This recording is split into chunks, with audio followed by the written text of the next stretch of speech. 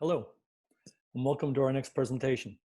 On behalf of the MIT CDOIQ Virtual Symposium, we'd like to thank all of our sponsors who have continued to support the symposium during this very challenging year. Before we thank our partners, we'd like to ask that sometime during the symposium's breaks that you visit our partners' virtual booths. You can also visit the Content Hub on the MIT CDOIQ website for some great partner resources. We'd like to thank the following partners: Deloitte, Informatica, Privacy Analytics, DAWEX, Fusion Alliance, KPMG, Sandal Consultants, Tamer, Elation, Ali Data, Big ID, Boomi, Caserta, Citizen, Data Kitchen, Garage, Wakira, Pylog, Click, ThoughtSpot, Eckerson, Global IDs, Snowflake, Starburst. And as I said, please make every effort to visit our partners, use the virtual passport, because without them and our partner support, the symposium could not be held. Thank you. Hey everyone, and welcome to the MIT CDOIQ Symposium Session 11B. It's a pleasure to have the Director of Advanced Solutions, Bob Audet from Guidehouse. He'll be introducing his panel on the success stories and lessons learned in navigating the evolving data landscape in the federal market. Bob, would you like to take it away? Robert, thank you very much. I'm going to go ahead and share my screen. Let's see here. Okay, so I'm very excited to be hosting this panel today, and I thank every one of you that has decided to participate in this specific panel and kind of learn some of the success stories and lessons learned and how federal agencies are navigating what I view as kind of a complex landscape that's impacting data from multiple different dimensions. A little bit on myself. I come from Guidehouse. I help to lead our data management practice at the firm. I've been helping CIOs, chief data officers, and data leaders on a host of different data, addressing data issues from data strategy, data integration, BI. I've been participating in the MIT CDO Symposium for a few years and really enjoy this forum. And so enough about me. I really would like to spend some time having really our distinguished panelists to introduce themselves. I do want to also mention Mike Conlin had a last-minute conflict and cannot join, but I'm very happy to announce these distinguished panelists who representing different parts of the federal government, tackling similar issues, similar but different data issues. And I think each of them is taking amazing strides in trying to become more data-driven organizations. And I think today you will hear from each of these individuals about how they are navigating this complex landscape, because it's not easy. And so with that, Dr. Graviss, if you could kindly introduce yourself, please. Hey, Bob, thanks for having me, and glad to be with everybody today. My name is Matthew Graviss. I'm the Chief Data Officer at U.S. Citizenship and Immigration Services. We process all the legal applications for immigration and citizenship benefits. And I've been at USCIS for 2 years, been the CDO for 2 years, and have had an awesome ride helping the agency become more data literate.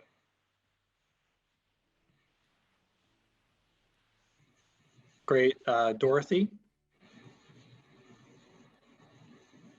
Hello. Even if you can't see my face, I'm going to introduce myself. I'm the Chief Data Officer and the Chief Information Officer at the National Science Foundation. I've been at NSF for over 10 years. My background being primarily IT. I started getting into data maybe about 4 years when we started developing our enterprise data warehouse here. And I'm enjoying the learning experience, the rapid learning experience of in the data world. And I also find it thrilling. It's a great opportunity. Great, thanks, Dorothy. Janice? Hi, Bob. Thanks also for having me. I'm excited to be here and excited to be with this distinguished panel. So thank you. I am Janice deGarmo. I am currently the Deputy Director at the Department of State in the Office of Management Strategy and Solutions. That office houses our newly established, maybe not totally new, but 2 years in the making, established enterprise capability, the Center for Analytics. So I have the honor of having both founded the Center for Analytics, and I'm leading that as the acting Chief Data Officer now.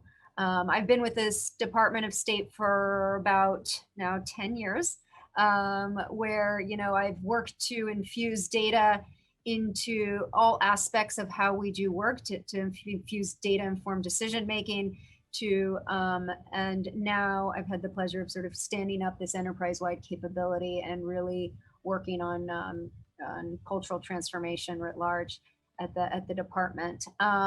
Previous to the State Department, I worked for other agencies and a couple stints in the private sector as well. Thanks.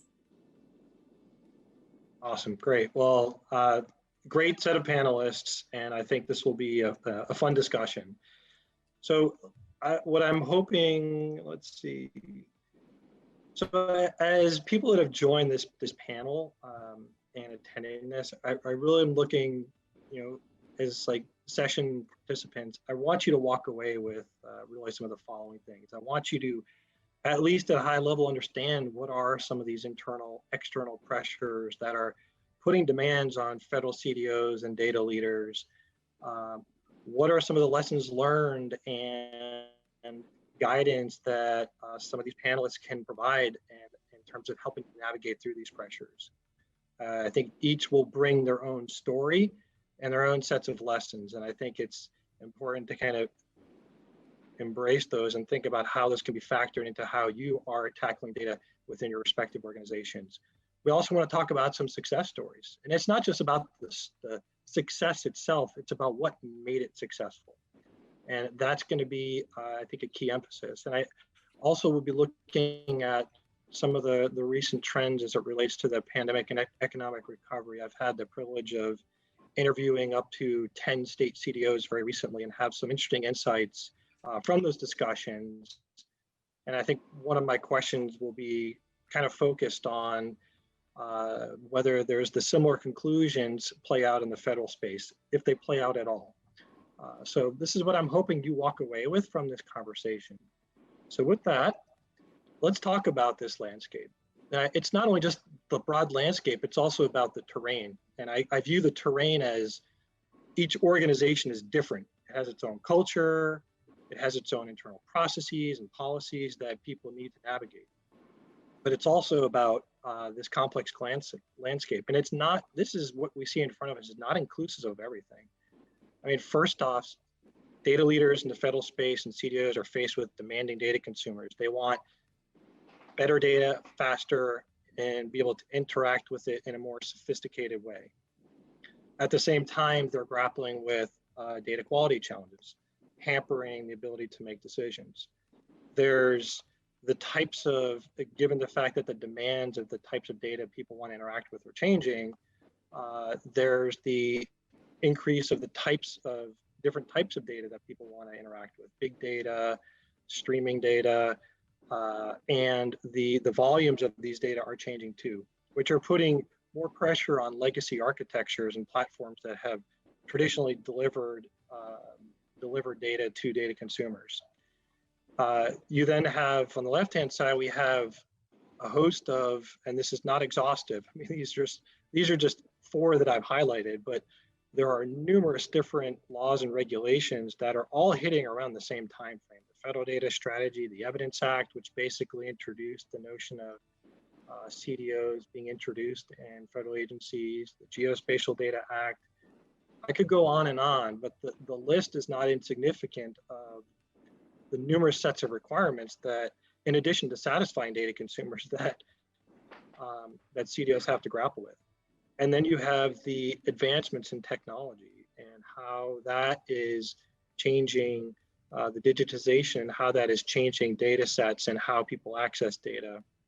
Foundationally then is, well, sort of the limited skilled resources as architectures change, as the data skills that are needed to analyze data change, or how people need to wrangle data, how that is changing.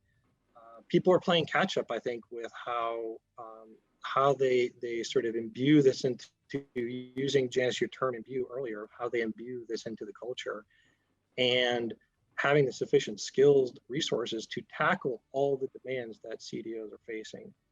So our panel is really going to use these different points as kind of the launch pad for our conversation. Needless to say, it's an exciting time for for federal data leaders. There's a lot going on. So with that, and these aren't, I'm going to modify at least one of the questions slightly, but so what I'm going to do is I'm going to start off with Dr. Graviss, and if you could talk a little bit about from your own perspective at USCIS, what have been some of the top challenges that you have been facing as it relates to data and making USCIS become more data driven, and what lessons learned or guidance can you provide folks on the webcast? I don't think that the data challenges that I have are too different than other places. I think there's a few challenges that I saw, especially when I first got going. One was establishing the CDO role and talking about, what's the mandate of the CDO, and that can be different from agency to agency. Sometimes it's clear and sometimes it's not.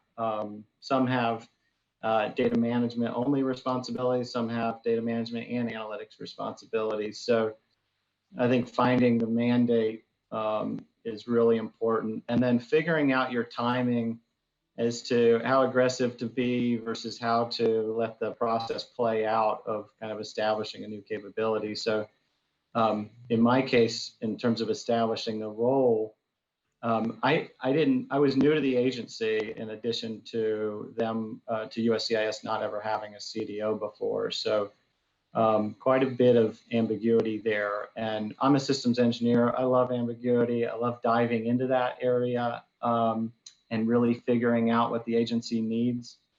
But I also didn't want to come in with a hammer. So I didn't start off by documenting the role of the CDO. I focused on building a strategy first. And from a strategy, I think the challenge with the strategy was really understanding whether or not one's needed. Some of the CDOs that I talked to as I got going, some thought that a data strategy was important, others didn't. And it can be different from agency to agency. In my case, I thought it was important to signal a change in the agency, that as Janice pointed out, the culture needed a signal. And so my first focus was on the strategy, and that came down to communication, building relationships, establishing quick wins. In the first 90 days, I think I met something like 2/3 of the executives within USCIS and just asked what their data challenges were and things like that. And as I was listening, obviously quick wins popped up, and those gave me a lot of political momentum, so that when we went to build the strategy, we launched it, and 80 days later, we had the agency head sign off on it.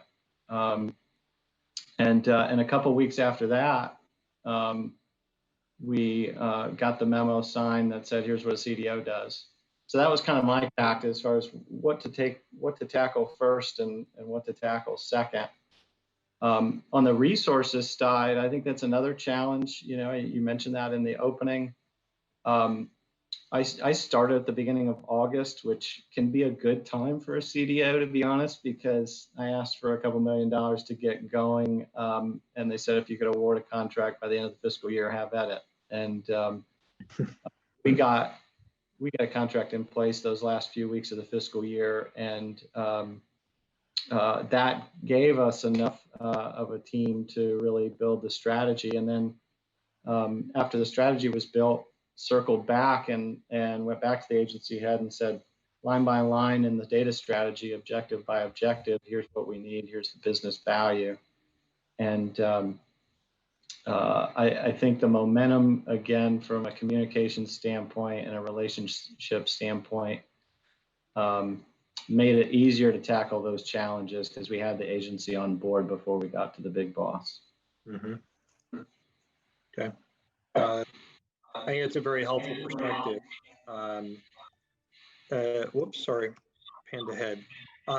Dorothy, do you want to share a little bit from your perspective at NSF? Certainly. I wonder, am I doing something wrong so that my video is not showing? No? Your video is showing to us, Dorothy. Yep. You're good. Oh, cool. Okay. Yep, Sorry you're about good. that, guys. Sorry about the problem. interruption. You're looking good. I wanted to say that the National Science Foundation is a highly decentralized organization, and so each of the branches of it's divided up like a university, where there's a biology area and an area for social sciences, and there's about 7 of these different areas.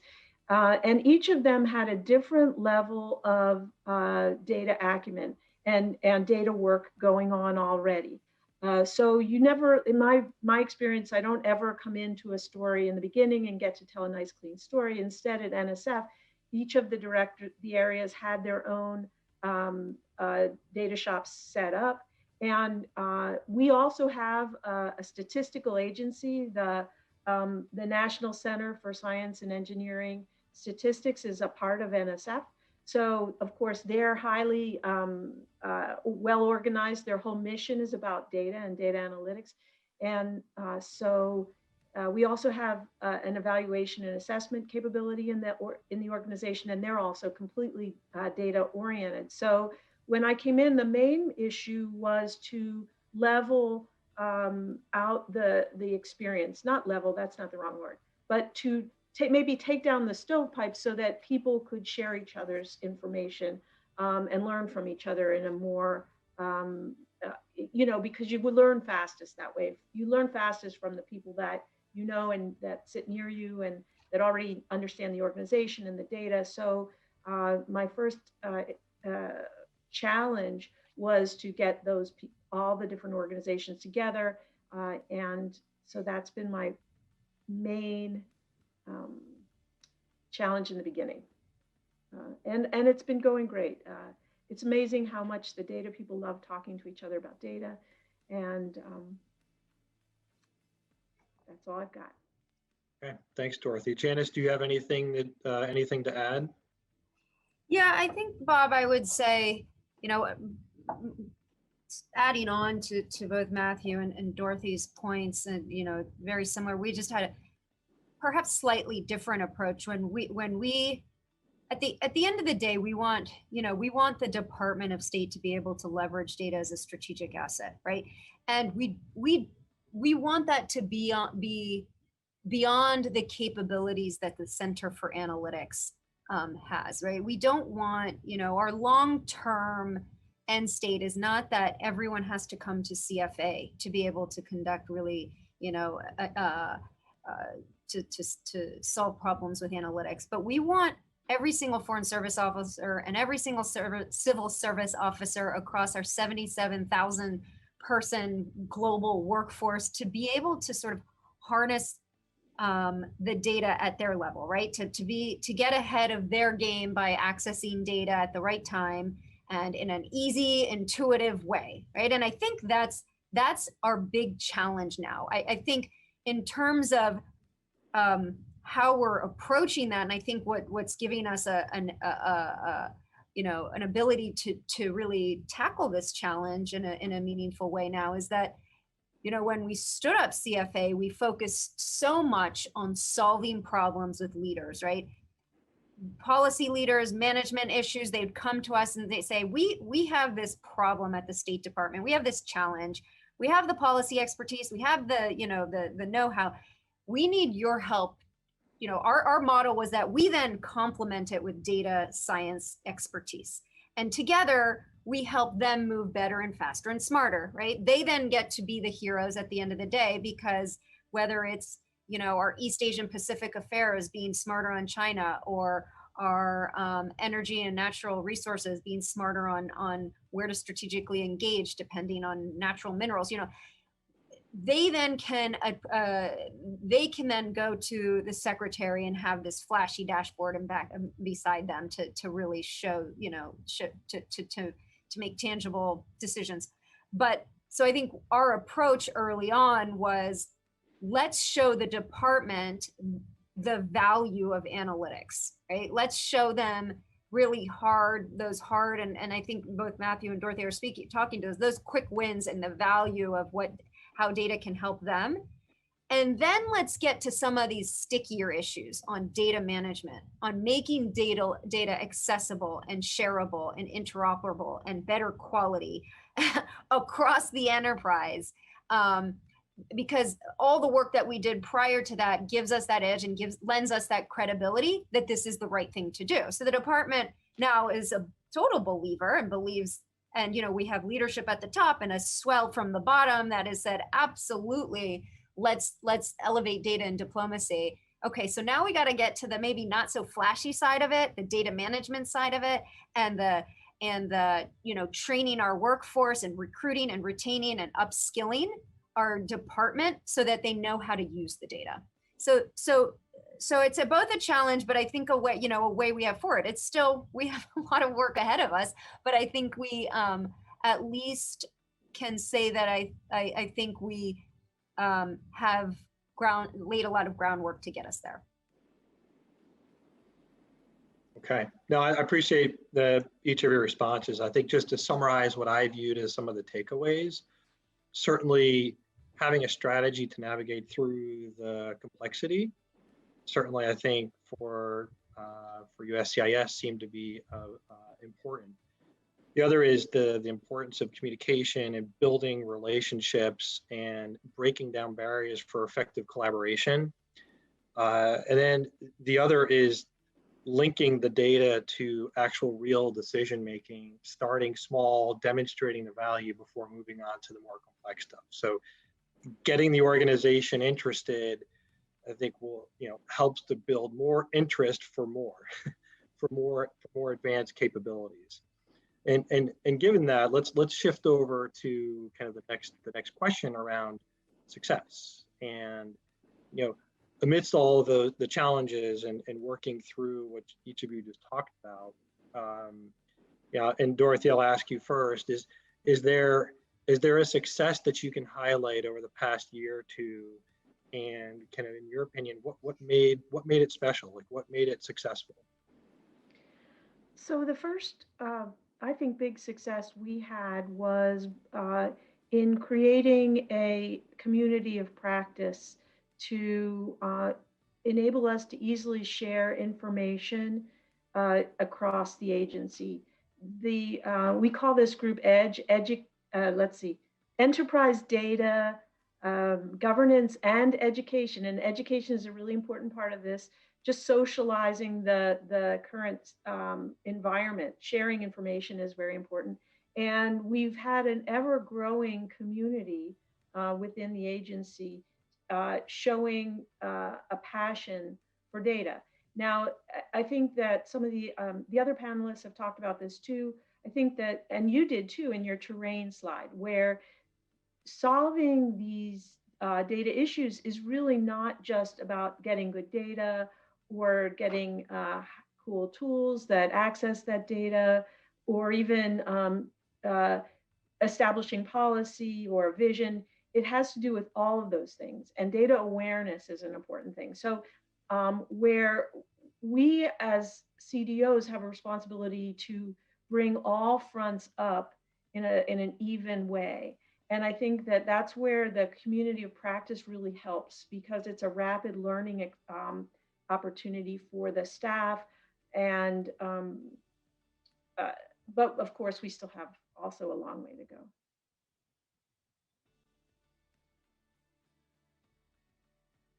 Oops, sorry, I'm on mute. Janice, anything you want to add with respect to success story at the State Department? Sure. Yeah, I think one of my, the Center for Analytics has been, it was established about 1.5 years ago. So we have some really fascinating projects under our belt. But I think that there's two things that are top of mind to me right now. One sort of is, on top of Dorothy's comments, we've established an enterprise data council that brings our top leaders, not only technical and data leaders, but business leaders across the department who want to use data and propel data-informed decision-making and augment it at the State Department. So that's number one. And I'm proud of that because I think we have a really great diverse board that brings a lot to the table, and that's going to be able to sort of really help us launch a lot of what we're trying to do over the next year. But the second more very tangible analytical product that's top of mind for me is some of the work we've been doing on the coronavirus with the State Department's coronavirus task force and the repatriation task force. So early on, when we all sort of launched into the pandemic, we stood up. We were getting pinged left and right to take on different challenges. They needed our help to handle a variety of issues, operational issues, policy issues. But the one I'm most proud about is our work that we did on repatriation. The repatriation task force asked us to come in. They said, we have never, ever had a repatriation crisis like this. And we need your help to make us move faster, as fast as possible and make data informed decisions. So we partnered with the repatriation task force and created products that, we were tracking flights, we were tracking issues in countries, we were tracking citizen requests. And at the end of the day, we were able to, the broader State Department was able to repatriate 101,000 Americans. And our daily dashboards were updated 3 times daily. We had a 24/7 task force on this.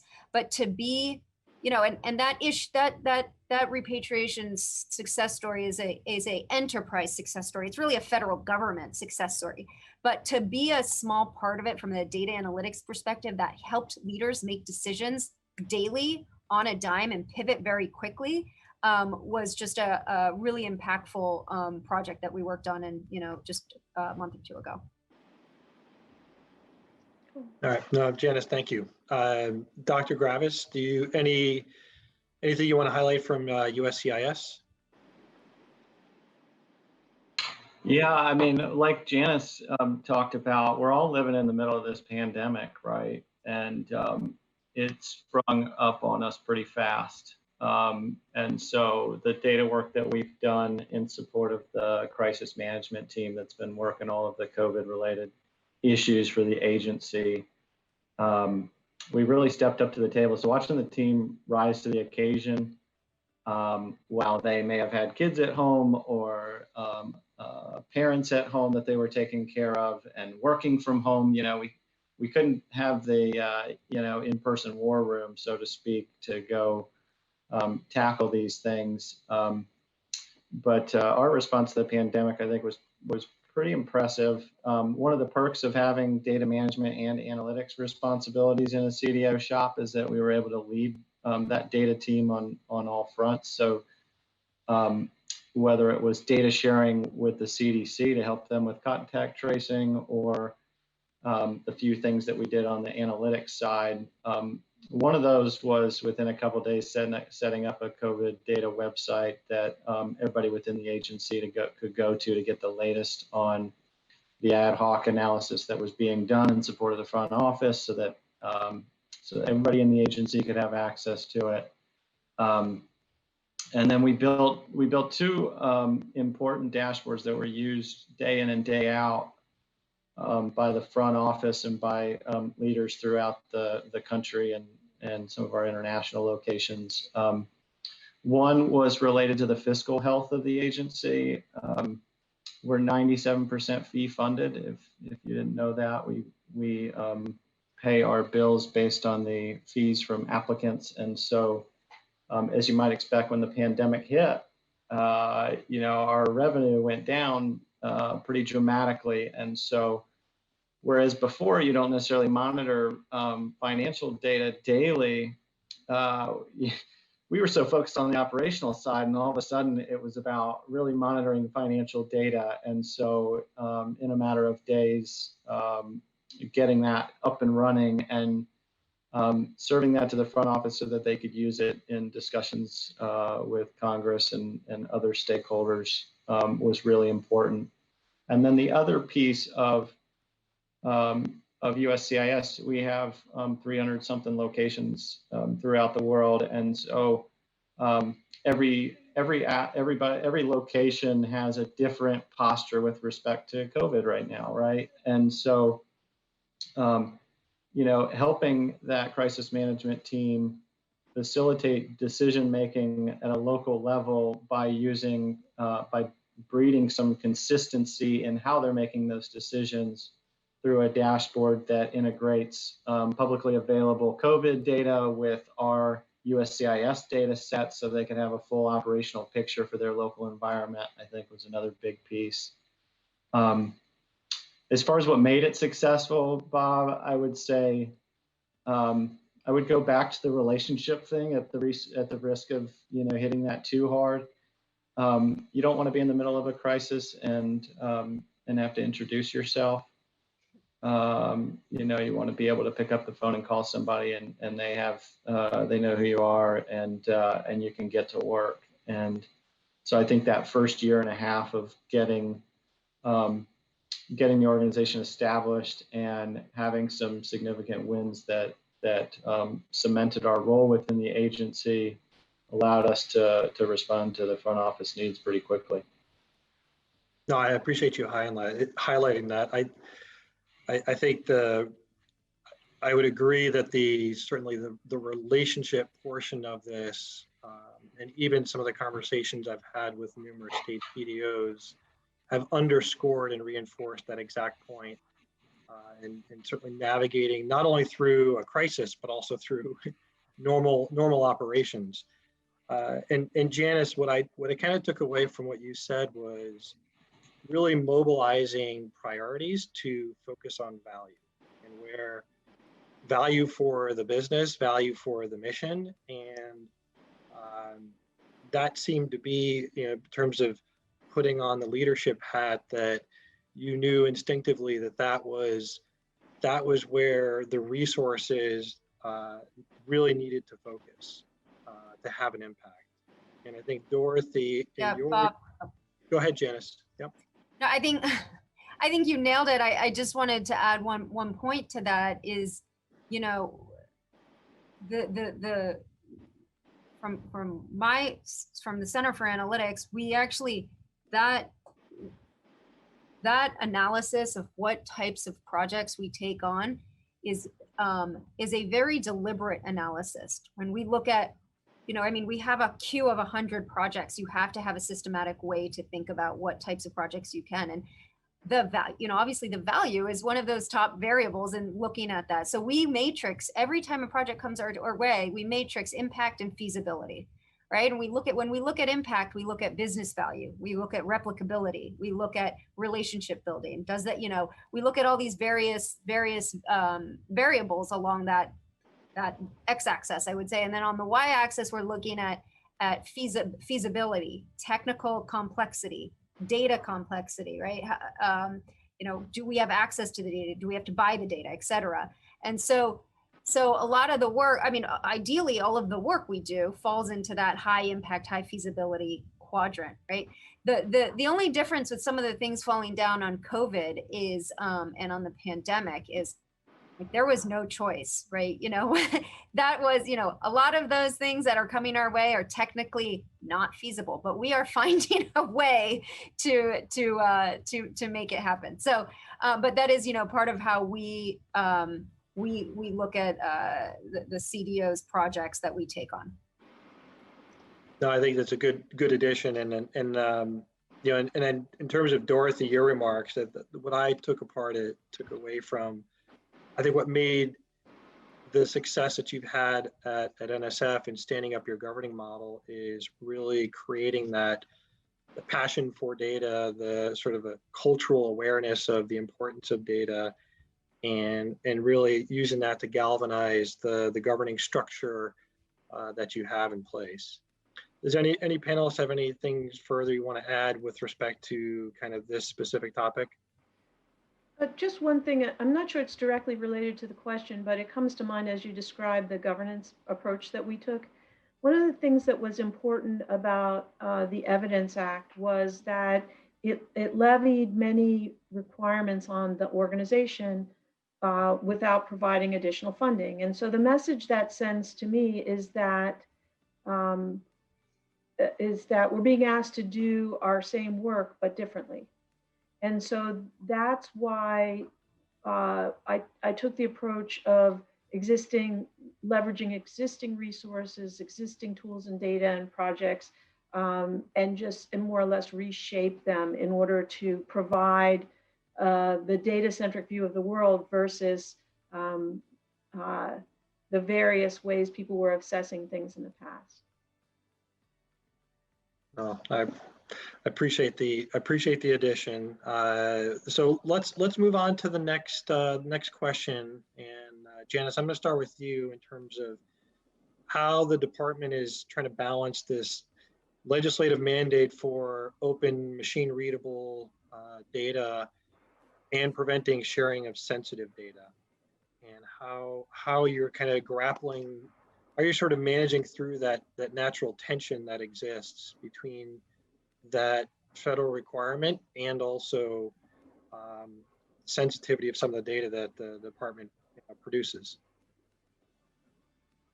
Yeah, thanks, Bob. I think that's a good question. I think, look, there are legislative requirements to share data in machine readable format. There are legislative requirements to create councils. There are legislative requirements for geospatial. You named it in sort of your first slide. There are so many legislative requirements, and as Dorothy alluded to, most of them were not funded for, right?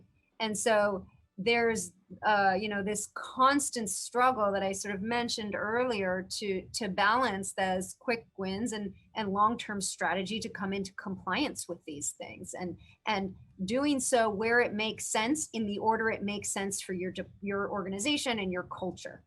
And so, again, for State Department, really heavy on analytics to start with. We showed the art of the possible. Now moving on to data governance and data management and smarter and getting compliant there. And this is a discussion we've had at the CDO Council with the interagency about there's so much out there, and how is a CDO to tackle all of this. And so I would say, first and foremost, you have to do it in the order that makes, we're all going to strive to be compliant no matter what, right? But you had, the Evidence Act and the Federal Data Strategy and all of those that are out there as guidance. But, when we talk about this at CDO councils, they'll say, we want you to make progress on this because we all know this is where we should go. But if it's out of order, or if it's out of, that's going to be okay. But I think to be more specific, Bob, on your question, the first thing we look at is security, data security, first and foremost, top of mind in the Center for Analytics and the State Department. Data and information is our currency for the State Department. That's our output often, right? And so we do everything we can first to make sure that the data environment is secure. So when we stood up the Center for Analytics, the first thing we did is I had a sit down with the CIO and said, I want to partner with your team to build out a data infrastructure that is secure and but is also forward leaning as we look at the future of data. And so everything we do, all the projects we take on are with the CIO working on a technology modernization and a technology stack that looks at security first, right? So anytime when I talked earlier about sort of matricing impact and feasibility, that feasibility question on technically, if we're able to do it technically, sometimes the answer so right now is no, because it's classified data, or and we don't quite have that solution. So it's something that we take into account as we take on every single project. One of the ones we're working on now that's really going to be really critical and a gold mine for the State Department is looking at all of the cables that the State Department sends on a daily basis. So, we have 77,000 employees across 275 cities. We have these cable traffic on a daily basis that is really reflecting on the ground intelligence from our State Department diplomatic corps, right? And all of this information is coming back. So, what we're now working on is bringing NLP, natural language processing, to give us an opportunity to both transform it and to structure it. And so if this is a gold mine to us, we know this is a gold mine to our adversaries, right? And so the reason it hasn't been done yet in full is because we're taking every single security precaution first before we really tackle that. So hopefully that helps. No, absolutely.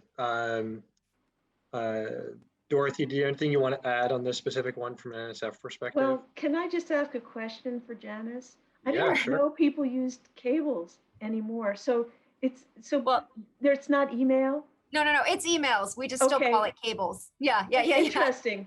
Wow. There's no tube. It's not going through anything. Hey, I was excited. No.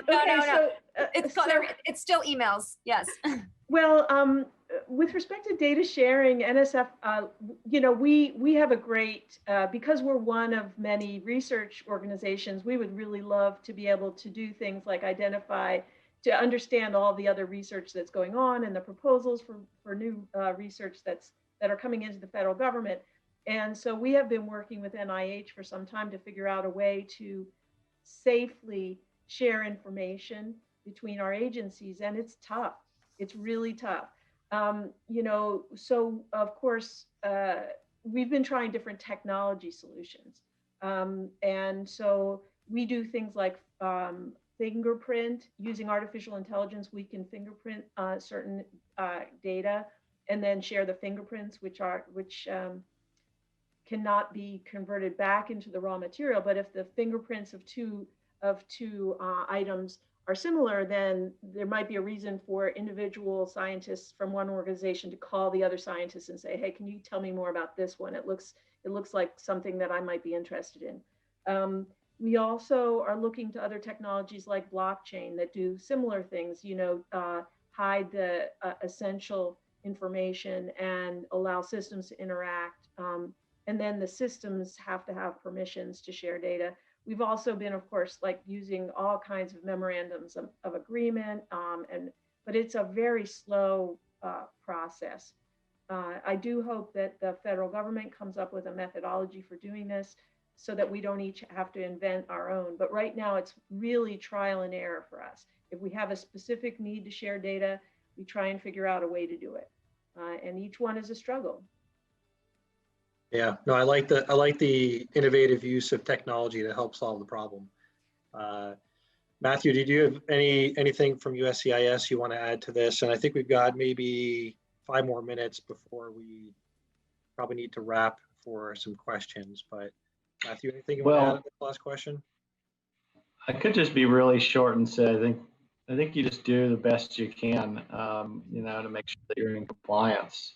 In our case with USCIS, we have we process 8 million, 7 million applications a year, and each one of those has privacy data on it. So to add to what the other panelists are saying, the privacy component of our data security posture is really top of mind given our mission, and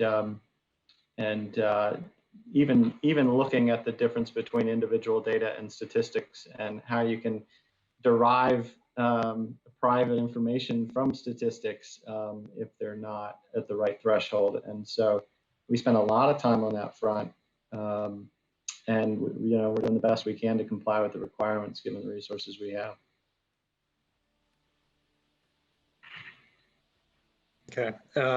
No, Matthew, thank you. And it sounds like there's sort of this recurring theme of, you know, the data is the currency. Let's secure it using, you know, innovative technologies like Dorothy you highlighted.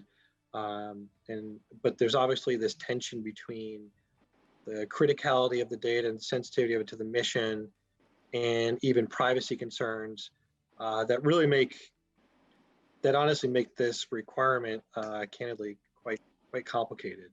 And so my last question, just real briefly, and I'll just keep it open for whoever wants to chime in. And I'm going to ask the question a little bit differently than it's posed on the screen. And I think I've referred to this in some of my prior remarks, that recently one of my colleagues and I have had the opportunity to interview about 8 or 9 different state CDOs, and it was focused on their response to COVID and the economic recovery and the role of the CDO and how do they view the CDO's role sort of changing. And the interesting thing that came out of that was a couple recurring themes. One is it wasn't about the fancy technology that's used to, like AI and ML. It was about getting back to basics and some foundational capabilities and even softer skills. So the foundational capabilities of ensuring that we're governing our data and that we're producing quality data to inform decision making. The other part of it, and I think, Matthew, you've touched upon this a couple times, which is relationships, establishing network, and kind of, you know, upping the literacy of your data consumers to more effectively use data to draw insights. And I guess my question that I'll open up to any of you is, you know, how do you see these trends playing out in your agencies, if at all? You know, do you feel that there is sort of a retrenching back to these things and some of these core kind of soft skills to be an effective CDO in the federal market? I mean, I can go if you want. I think that definitely, and it's not just about data. Soft skills in the future of work, the specific technology that is your forte is most likely going to change many times during your life. So if you start out as an accountant, you might end up as a cable delivery person, whatever that is. But the notion that, so what, even in elementary school, I think the skills people should be working on are the ability to work as a team. Think about how important teamwork is in solving any data problem. When Janice was talking about her governance body, she was making sure that there were business people at the table and data people and tools people and whatever. So, you know, I believe that the ability to learn and to communicate, to learn new things and communicate, all of those things are really essential for the workforce of the future, not only just data, but for the whole workforce. With respect to reskilling, I don't call it data literacy because no one wants to be illiterate. So I think we use terms like data awareness or data savviness.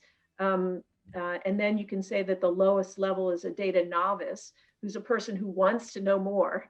And so, you know, everyone in the agency has to know something about data. Everyone is using data. What they have to understand, they don't see themselves again through that lens, but they need to understand what role data is playing. And so that data awareness is very important.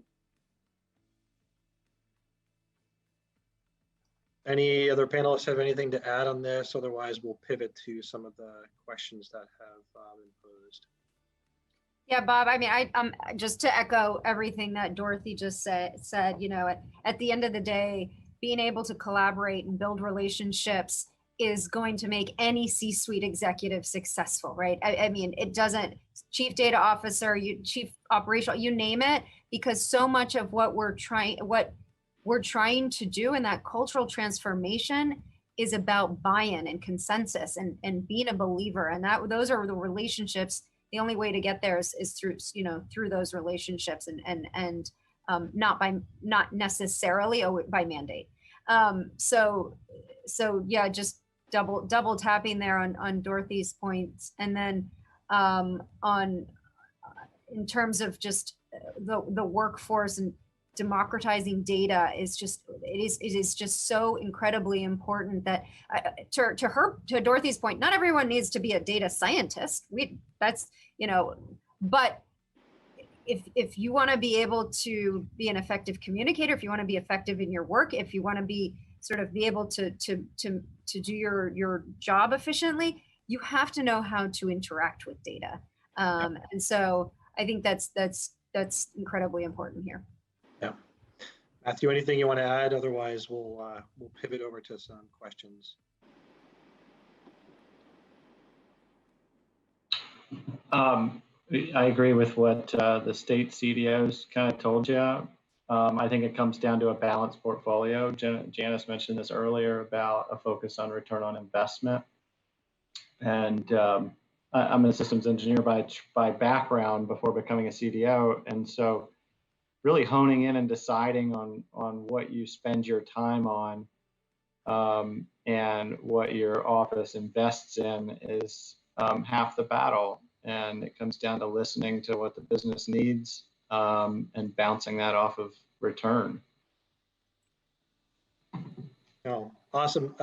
Great input from each of you. We only have a couple questions from the audience, and I'll pose the first one, see if anyone wants to take this question. Decentralization limits the amount of classified information being analyzed. What ways is this being addressed besides forcing employees to physically be there? It's an interesting question. Anyone want to field that one?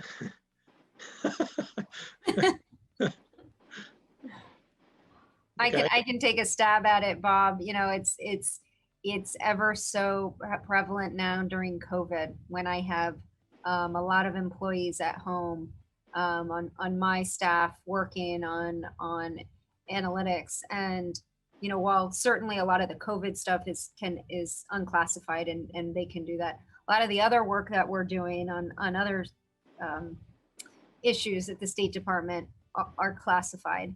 And we have been, you know, we're not as far as we want to be in terms of our technical infrastructure and enabling it more in a classified environment. We are working on it. We're very close. Thanks to the acknowledgement and hard work also from our CIO. So, you know, we've been really having to balance that on our portfolio mix, especially during COVID. Matt, anything to add to that specific question? Otherwise, I'll move to the next. Nope. Okay. Next one is an interesting one, which do small wins to demonstrate proof of concept outweigh more mission critical projects that may take longer to show results? I guess, I don't know. It looks like Matthew wants to answer this one. Go for it, Dorothy. Go for it.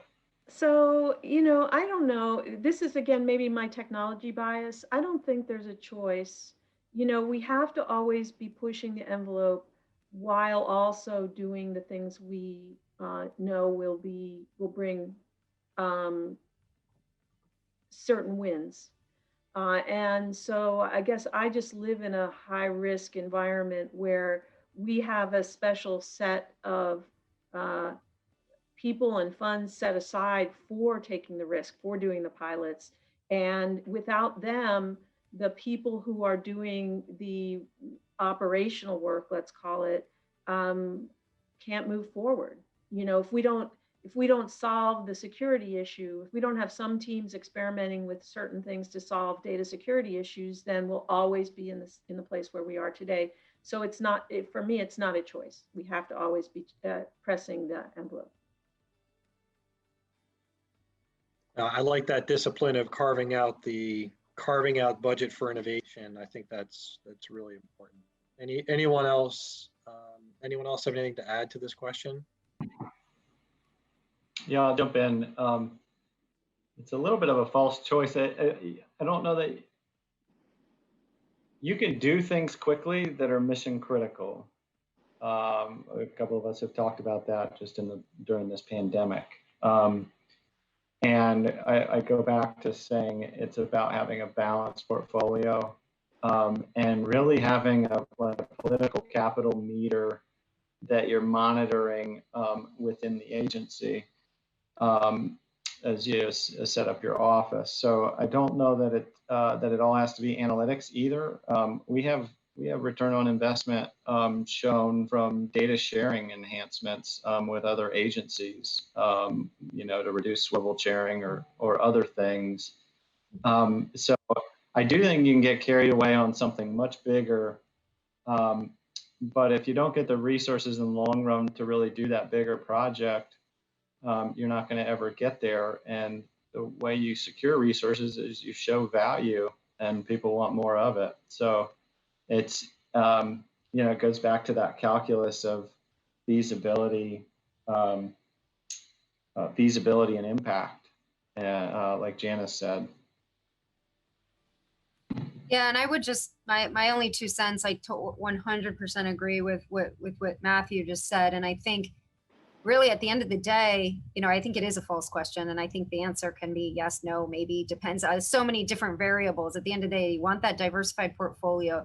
And at the end of the day, a CDO has to put on, this is one of the many hats they have to put on, their business hat, and say, okay, when I look at the end of the year, what am I going to be able to say, to show that value, even if I still have several projects underway, right?